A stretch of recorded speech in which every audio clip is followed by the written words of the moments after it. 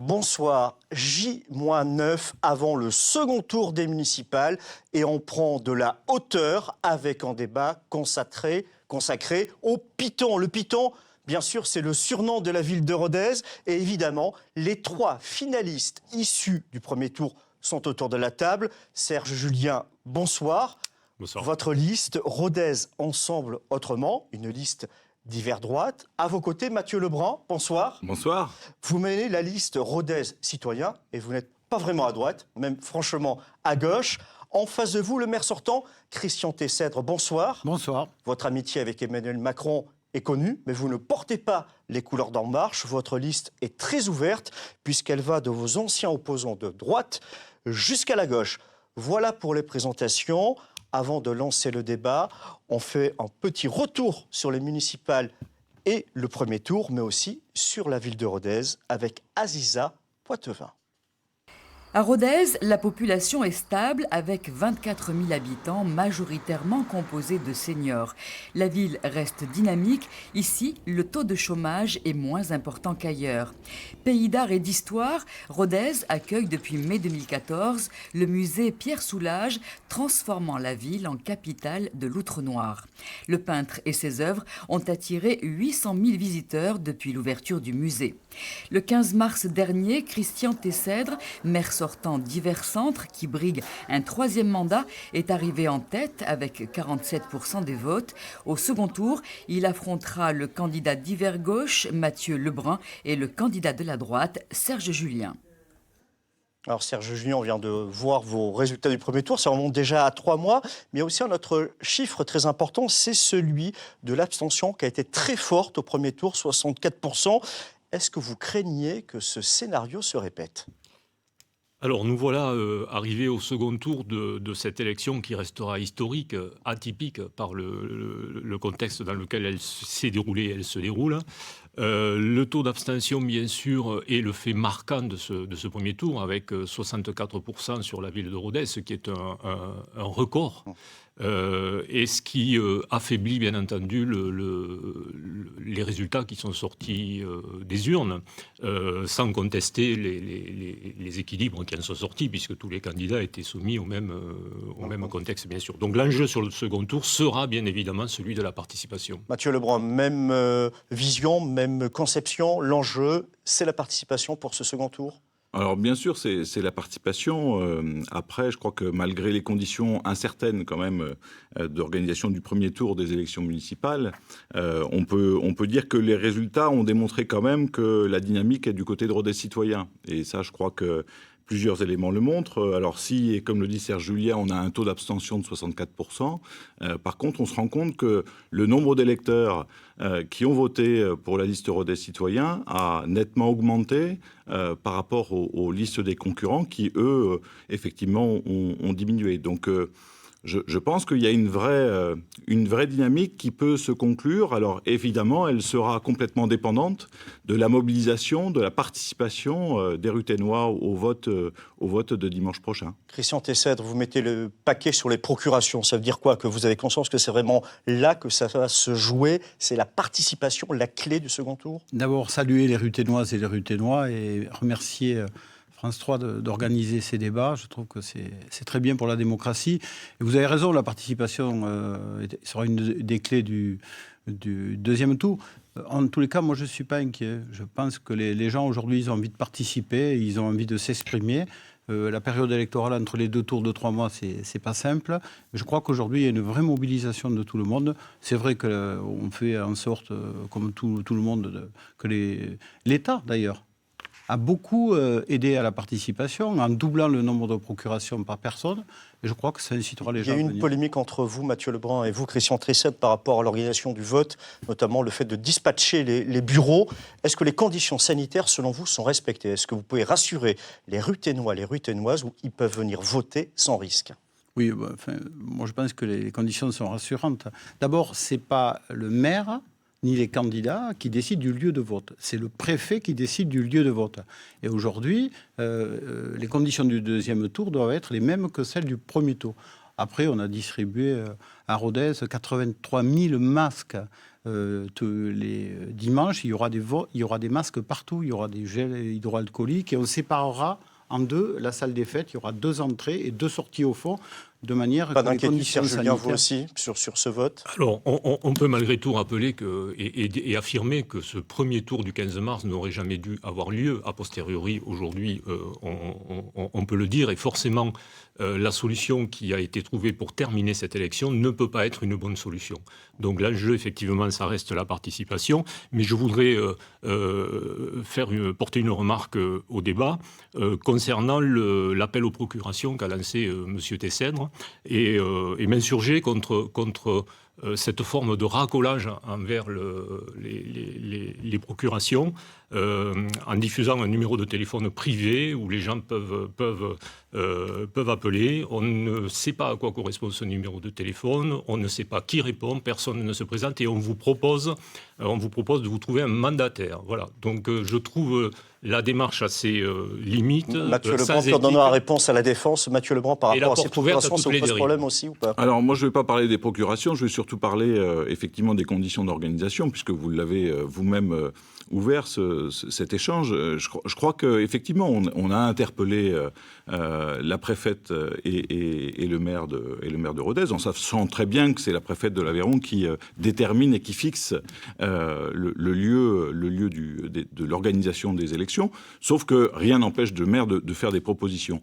En tout cas, vous parliez de l'enjeu de la participation. Pour nous, effectivement, on le disait que le fait de dispatcher sur les bureaux de vote, comme ça se fait dans la plupart des villes en France, donc de rapprocher les bureaux de vote au plus près des électeurs, c'est favoriser une proximité, donc une participation facilitée, et aussi, évidemment, par rapport aux conditions sanitaires, de respecter les règles de distanciation sociale et de ne pas effrayer, comme ça l'a été au premier tour, l'arrivée des électeurs à la salle des fêtes qui réunit et qui confine quand même l'ensemble des personnes des 17 bureaux de vote. Avant le volet économique, une réponse qui est santé, par rapport à ce qu'on vient d'entendre sur les procurations. Il y a un problème avec ce numéro de téléphone? Non, attendez, d'abord, quand je viens d'écouter M. Lebrun, ça me fait sourire.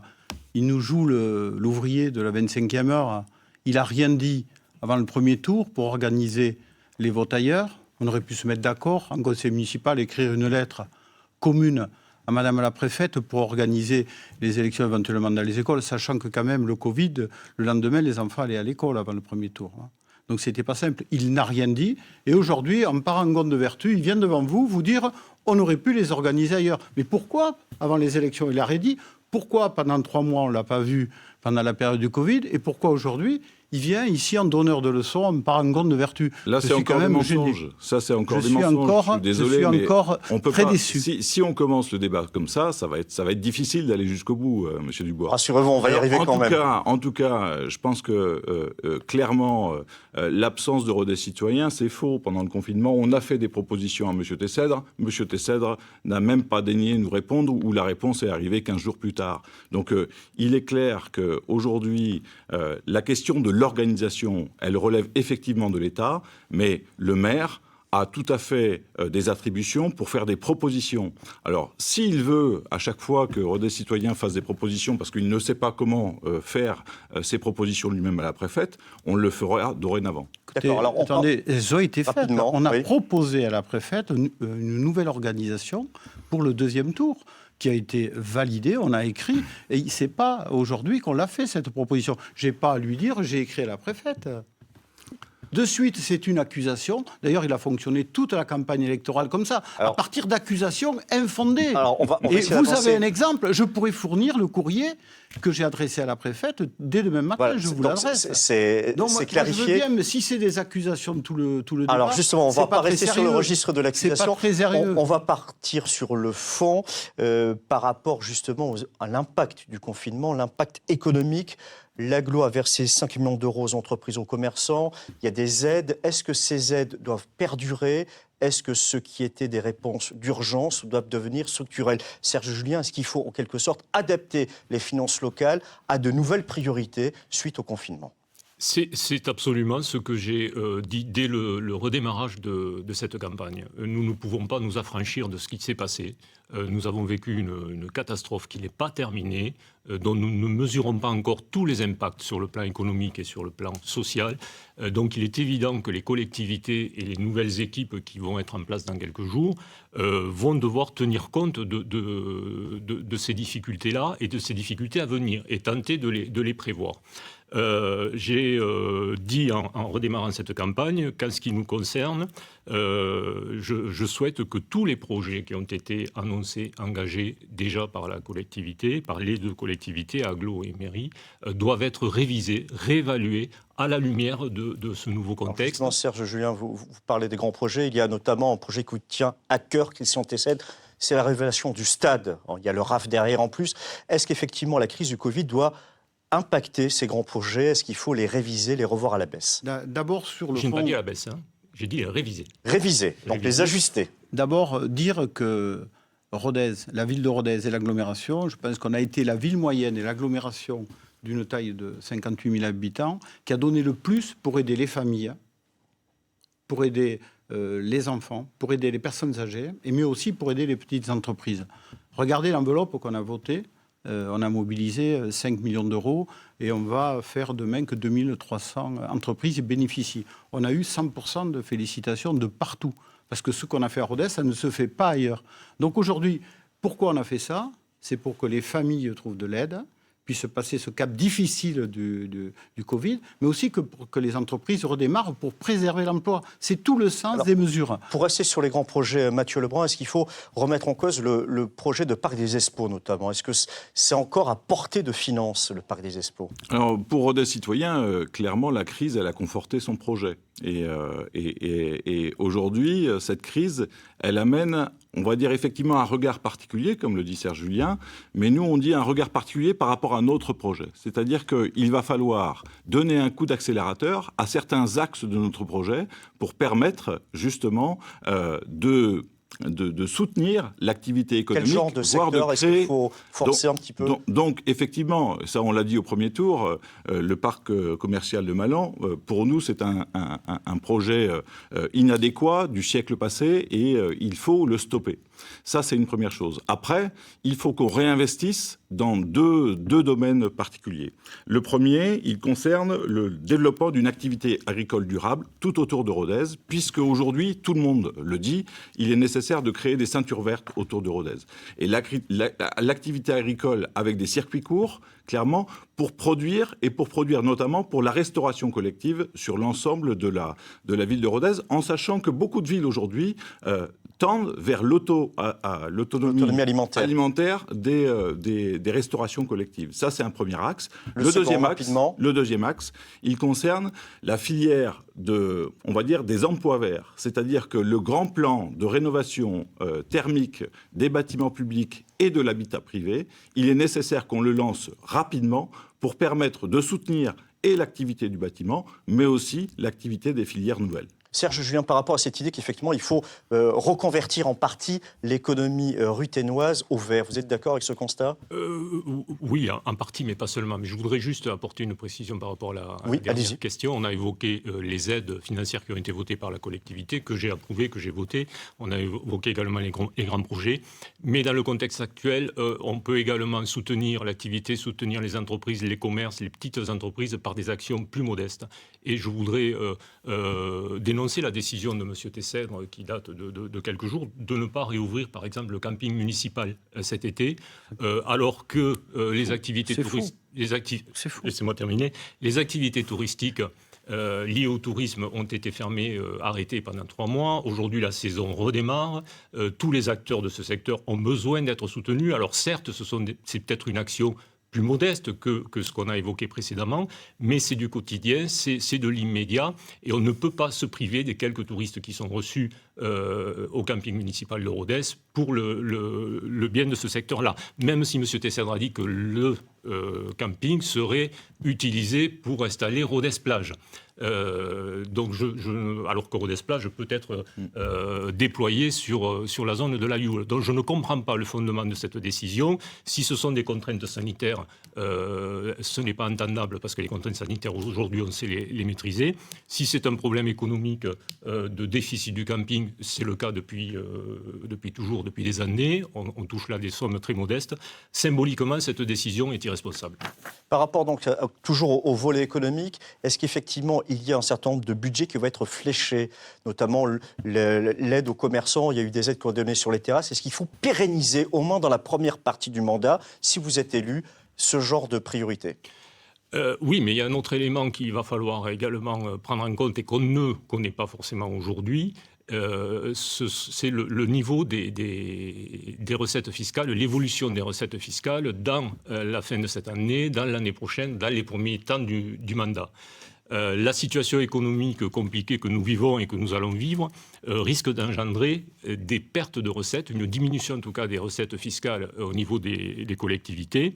Et l'État qui, ces dernières semaines, a sorti le chéquier de façon très généreuse, on peut imaginer également qu'à un moment donné, les collectivités seront restreintes dans les dotations qu'elles reçoivent. Christian Tessèdre, d'abord une réponse sur le camping, puisque vous êtes interpellé sur ce sujet, puis après sur la question des finances et de la fiscalité, est-ce qu'il va y avoir des Le trous d'air à camping l'avenir ? rouvrira le 1er août, comme on s'était engagé depuis toujours. S'agissant des finances de la ville, qui est la vraie question aujourd'hui posée, la ville de Rodez se porte très bien. On est la ville moyenne de l'Occitanie qui a la plus basse dette, même pas 5 millions d'euros. Quand je suis arrivé aux responsabilités, il y avait 23 millions. Aujourd'hui, on est à 5 millions de dettes. On a payé les dettes du passé. Et aujourd'hui, quand je suis arrivé aux responsabilités, il y avait 2,5 millions de marge nette. Aujourd'hui, nous avons une marge nette qui a été multipliée par 4. Mais quand vous êtes dans une ville comme Rodez, que vous investissez en moyenne de 12 millions par an, cette année est exceptionnelle, on est à 19,5, plus 10 au CCAS, on est à 30 millions, et plus de 30 millions à l'aglo, on a investi 60 millions. Mais quand vous investissez 12 millions sur le budget général, heureusement que depuis 2008, on a baissé les dépenses de fonctionnement. Sinon, vous êtes obligé d'emprunter 10 millions par an. La charge financière sur l'emprunt, quand je suis arrivé aux responsabilités, c'était 6 millions d'euros par an. 6 millions d'euros. Si je n'avais pas baissé les dépenses de fonctionnement et que je fais, comme certains disent, il faut augmenter les dépenses, nous aurions 0 de marge, parce qu'on n'avait que 2,5. Dans la gestion de Rodez, aujourd'hui, elle est exemplaire. Plus basse dette, plus forte capacité d'autofinancement et plus fort fonds de roulement. Vous pouvez prendre toutes les villes moyennes de la région, on est largement en tête partout. Je comprends la gêne de mes concurrents. Et moi, je voudrais, Monsieur Dubois, poser une question à Monsieur Lebrun. Je ne sais pas pourquoi ça ne m'étonne pas que vous vous adressiez à lui. Oui, mais j'aimerais lui. Il va répondre. Toute la campagne, il a affirmé avoir chiffré son programme. Je voulais lui poser qu'une question.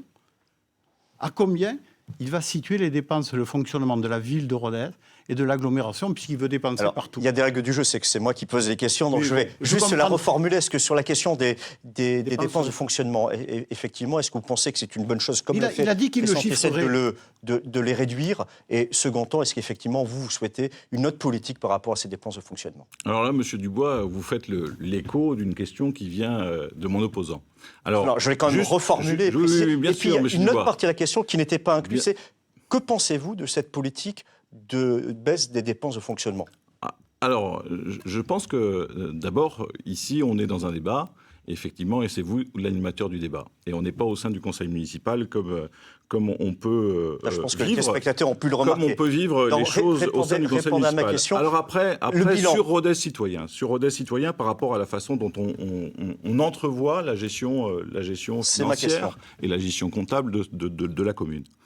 D'abord, il est clair que la majorité LRM, même si vous aviez dit aujourd'hui tout à l'heure qu'il ne se revendiquait pas En Marche, nous on peut le dire qu'il l'est, et de M. Tessèdre, il a fait de la gestion financière de la ville et du désendettement, clairement, l'alpha et l'oméga de sa politique. C'est clair. Elle a oublié, cette majorité, que la gestion budgétaire d'une ville, elle est avant tout un moyen au service d'une politique pour le bien-être et le bien-vivre des C'est une sorte habitants. de gestion trop comptable. Donc aujourd'hui, effectivement, nous, ce qu'on reproche depuis le début de 2014, c'est la gestion très comptable, très financière de la ville de Rodez et de M. Tessel.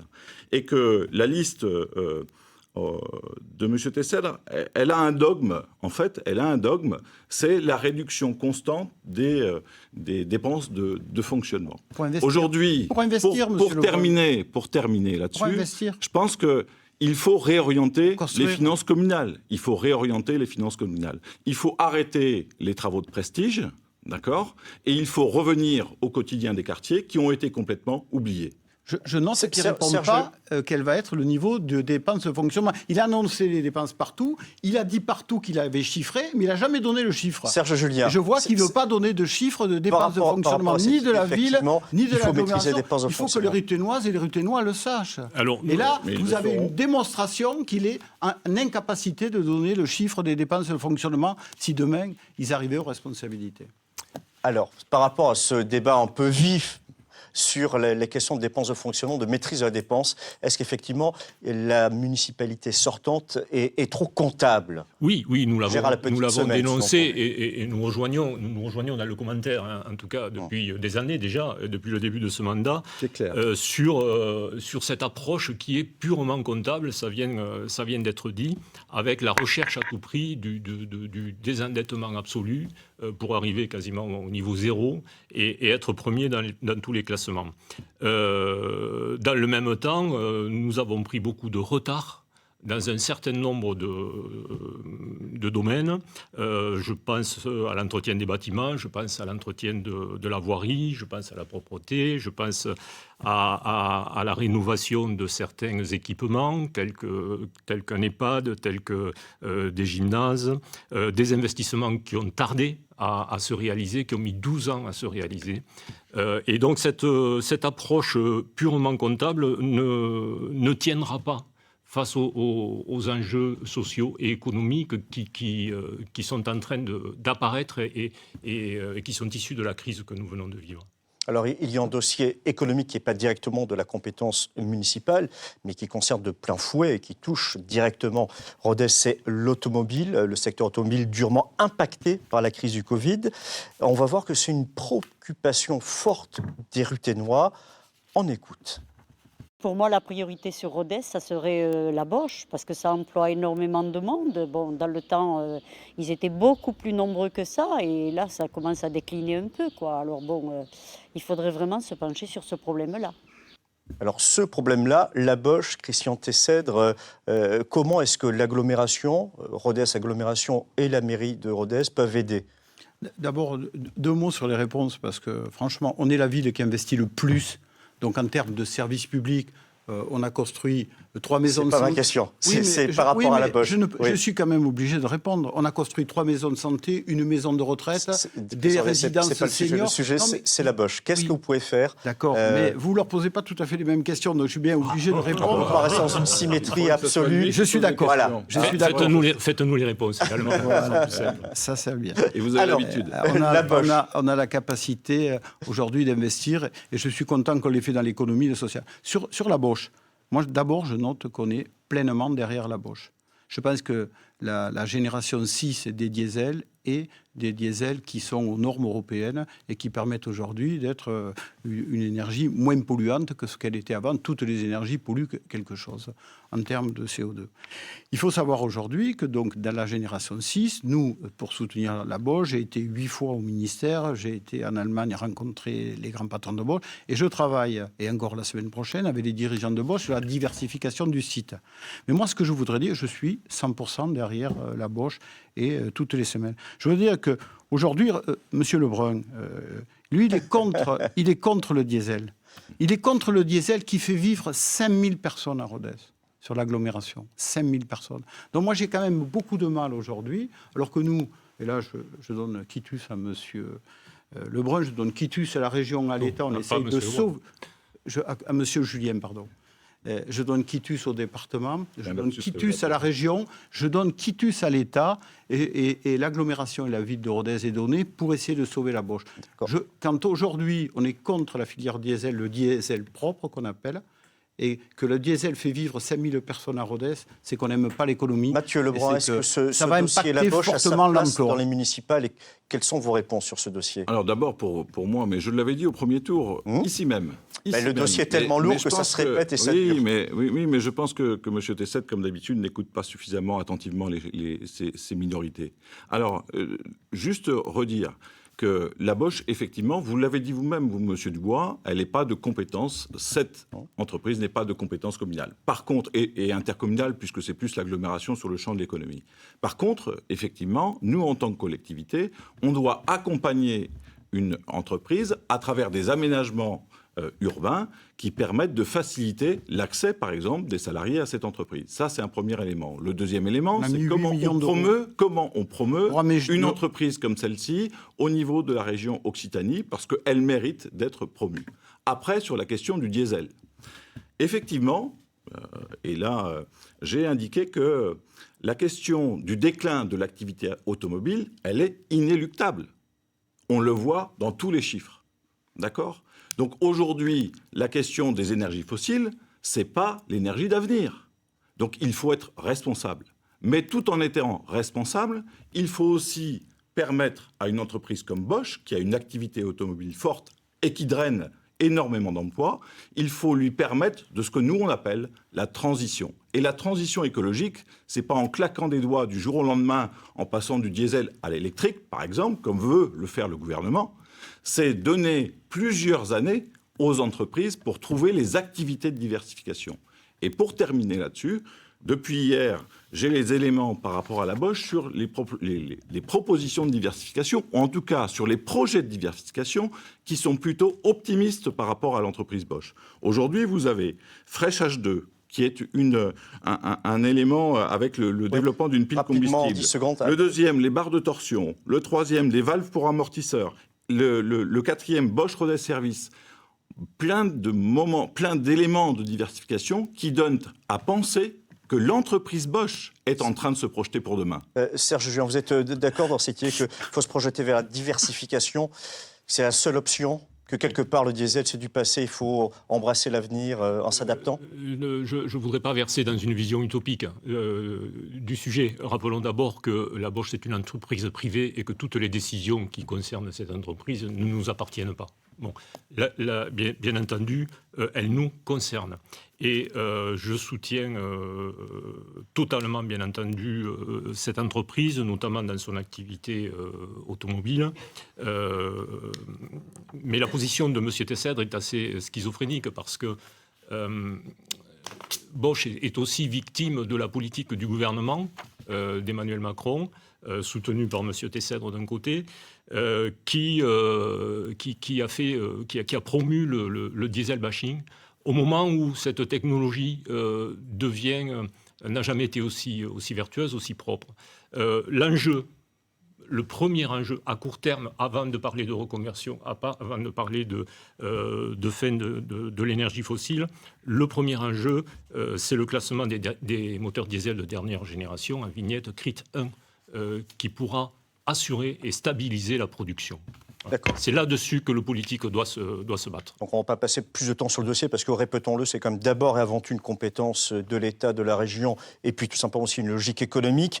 Il y a l'économie, l'emploi, mais il y a aussi le quotidien et on va voir que les Ruthénois attendent des réponses sur un sujet très pratique, le stationnement. Le stationnement, pour moi, ce serait hyper important. Et après, tant que j'y suis, pour les vélos aussi, les pistes cyclables. Parce qu'on n'est vraiment pas spécialement respecté sur la route. Et pour moi, c'est vraiment assez important. Oui, donc on vient d'entendre la question du stationnement. Mathieu Lebrun, quelle proposition à Rodez? Il y a beaucoup de parkings souterrains, enfin il y a un certain nombre de parkings souterrains, mais pas forcément beaucoup de places en surface, depuis la rénovation notamment de la place de la Cité. Alors, est-ce qu'il faut repenser, revisiter le stationnement à Rodez? Alors, je pense que oui, c'est clair, il faut le revisiter, et le revisiter d'une toute autre façon qu'elle n'a été faite aujourd'hui, c'est-à-dire elle n'a été faite qu'à travers une politique tarifaire. Alors, si on peut reconnaître à la majorité sortante qu'ils ont diminué la tarification du stationnement, par contre, on ne peut que constater que depuis 12 ans, puisque c'est même pas depuis 2014, depuis 12 ans, la question du stationnement, c'est une question récurrente, c'est une problématique, et elle est toujours au centre des débats à chaque élection. Serge Julien, vous dites, vous, carrément, qu'il faut revoir complètement le système. Alors expliquez-nous un petit peu comment vous pensez repenser le stationnement à Rodez. Alors, repenser tout le système, non, pas forcément. C'est que ce sujet ne doit pas être traité à part de celui des mobilités dans leur ensemble, hein, que ce soit la place des transports en commun, la place de la voiture, la place du vélo, la place du piéton et la place de la voiture en circulation et en stationnement. Alors, il est vrai que le stationnement de surface, c'est compliqué à Rodez. La place n'est pas illimitée et quel que soit le maire en place, il ne pourra pas modifier la physionomie des rues. Il y a des pratiques très certainement à faire évoluer chez les Ruthénois et chez les gens de l'extérieur qui viennent en voiture dans Rodez pour utiliser peut-être davantage les parkings souterrains dans lesquels il y a des places. Mais dans le projet global qu'il faut revoir, il y a également la création de parkings relais avec l'usage de navettes qui peut désengorger le centre-ville. Christian Tesset, sur cette question de stationnement. Mais nous, on a amélioré l'offre déjà. On a créé 680 places de parking en plus en centre-ville. Pourquoi on a fait ça? C'est que quand les voitures arrivent, elles aillent dans les parkings et qu'elles ne circulent plus dans le cœur de ville. Et c'est pour cela qu'aujourd'hui, on a fait en sorte que la place de la Cité piétonne, et demain, on continuera à piétonniser le cœur de ville. Mais les gens viendront, si on veut que Rodez ait une activité économique, il faut qu'ils arrivent dans les parkings. C'est pour ça que j'ai construit le parking du Foirail, on a racheté à la CCI le parking des Remparts, on a agrandi le parking Foch, et on a développé les bus. Parce qu'il a raison, c'est les mobilités qui comptent. On a descendu le prix du billet de bus de 1 euro à 30 centimes.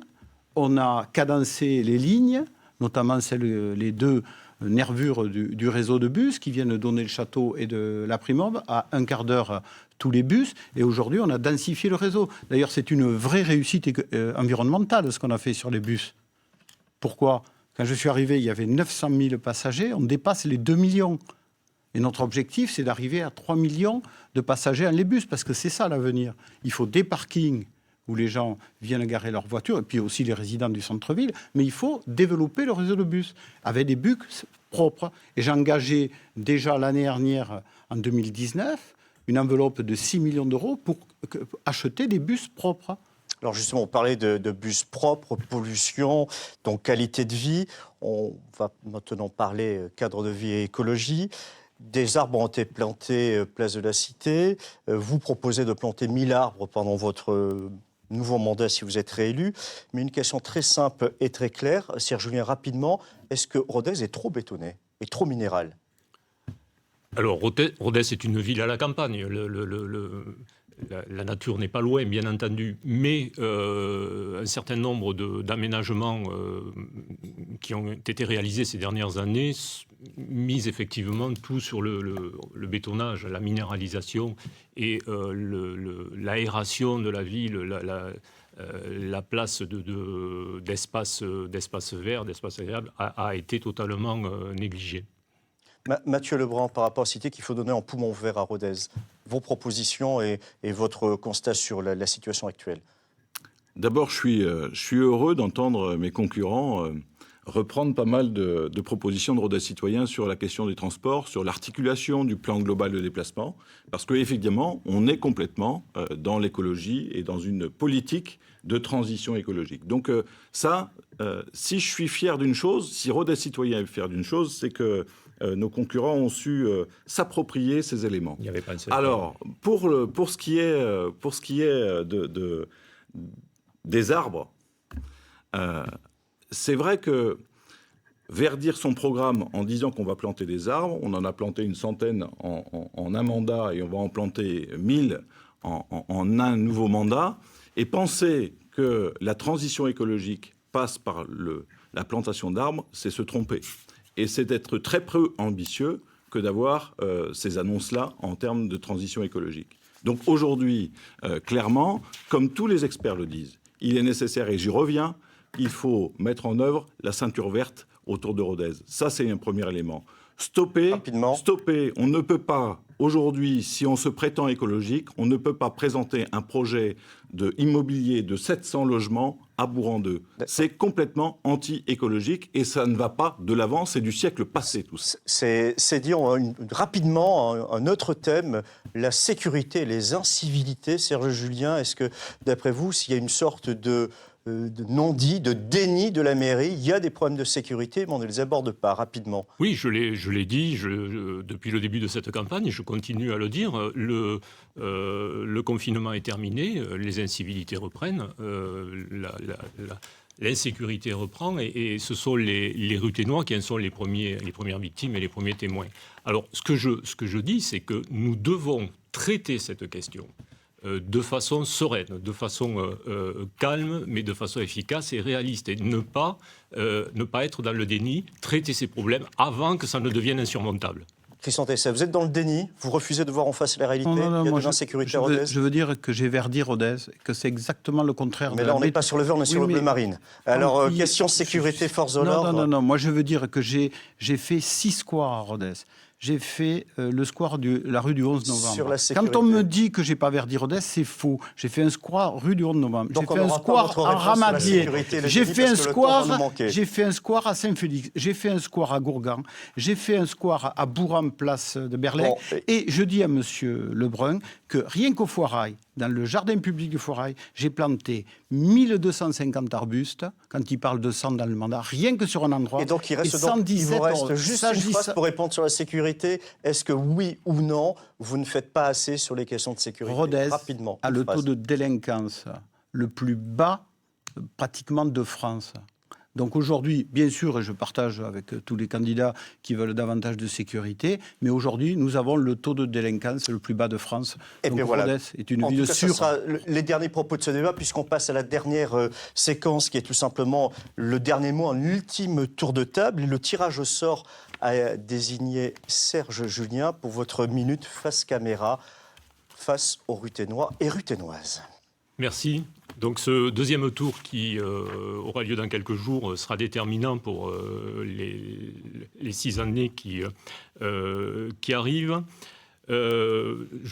J'appelle véritablement les Ruténoises et les Ruténois à se mobiliser de façon à ce que leur opinion, leur avis soient pris en compte, quel que soit leur choix. Lors du premier tour, 54% de ceux qui se sont déplacés ont voté contre le maire sortant, donc il y a une aspiration au changement, et je souhaite que cette aspiration au changement se concrétise le 28 juillet. Mathieu Lebrun, c'est à vous, votre dernier mot. Alors, seule la liste de Rodez Citoyens vous propose un véritable projet écologique et solidaire. Seul Rodez Citoyen a reçu le soutien d'Europe Écologie Les Verts et des forces politiques humanistes et progressistes. Ne vous laissez pas duper par le verdissement de façade et électoraliste du programme du maire LRM sortant. Celui-là même qui, malgré la crise que nous vivons, persiste et signe en maintenant son projet de parc commercial de Malan et son projet immobilier de Bourg-en-Deux. Celui-là même qui ment aux Ruténois quand il prétend avoir reçu le prix national de la biodiversité. Je vous l'assure, Rodez n'apparaît nulle part dans le palmarès national des villes moyennes récompensées par ce prix. Le 28 juin, Rodez Citoyen est le vote de rassemblement de tous ceux qui veulent voir changer les choses. La victoire est possible, votre voix compte, et avec Rodez Citoyen, elle comptera aussi pendant les 6 ans du mandat qui viendra. Christian Tesset, c'est à vous. Je vais changer la conclusion que j'avais prévue, parce que quand on entend ce que je viens d'entendre, Monsieur Lebrun n'est venu à aucune réunion sur la biodiversité. Il a été invité. On va pas relancer le débat, c'est votre dernier mot. Mais quand même, il ne fait, falloir... depuis le début de la campagne, il ne fait que des accusations qui sont mensongères. On a eu des labels, on a eu des prix de reconnaissance sur la biodiversité et sur la transition énergétique. On a eu TEPCV, on a eu zéro déchet, on a supprimé les pesticides dans Rodez. On a été labellisé à plusieurs reprises dans le domaine de l'environnement. On vient d'avoir le contrat de transition écologique et industrielle, on est les premiers de la région. Moi, ce que je vais essayer de faire avec mon équipe, si nous sommes réélus, c'est de porter de l'économique. Parce que sans économie, il n'y a rien. On ne fera pas du social, on ne construira pas des maisons de retraite. Sans économie, on ne fera pas de l'environnement. Et il faut donc gérer cette ville. J'appelle les Ruthénois à aller, comme M. Julien, voter le 28 juin. Eh bien, en attendant d'aller voter, c'est fini pour ce débat. On se retrouve évidemment le 28 juin pour une soirée électorale, des invités, des points de dialogue, résultats, réactions, analyses, une soirée spéciale à ne pas manquer. Bonne soirée et à très bientôt.